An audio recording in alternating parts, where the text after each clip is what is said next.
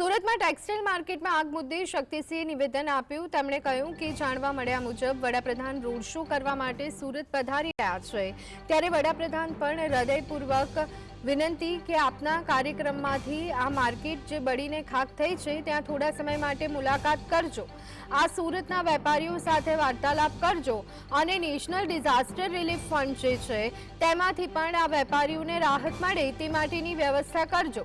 સુરતમાં વારંવાર આવી ઘટના બને છે। ફાયર બ્રિગેડની તૈયારીઓ અને સાધનો ટાંચા હોય છે। ભૂતકાળમાં આપણે જોયું હતું કે તક્ષશિલા વખતે પણ સીડી એટલી નહોતી કે ઉપરના માળ સુધી પહોંચી શકાય। ઓર્ચિડ ટાવરમાં આ જ રીતે ટેક્સટાઇલ માર્કેટમાં ભીષણ આગ લાગી હતી અને 3 દિવસ સુધી લોકોને મુશ્કેલીઓનો સામનો કરવો પડ્યો હતો અને સંપૂર્ણ નુકસાન થયું હતું। માનનીય વડાપ્રધાન શ્રી પણ મેં જાણ્યું છે કે કંઈ રોડ શો ને આતે કરવા માટે સુરત પધારી રહ્યા છે।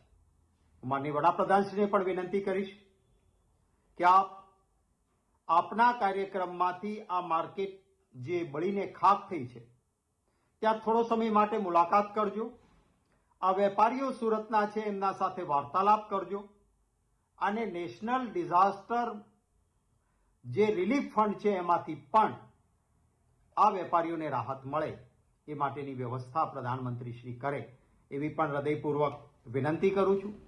સુરતમાં વારંવાર આવી ઘટનાઓ બને છે।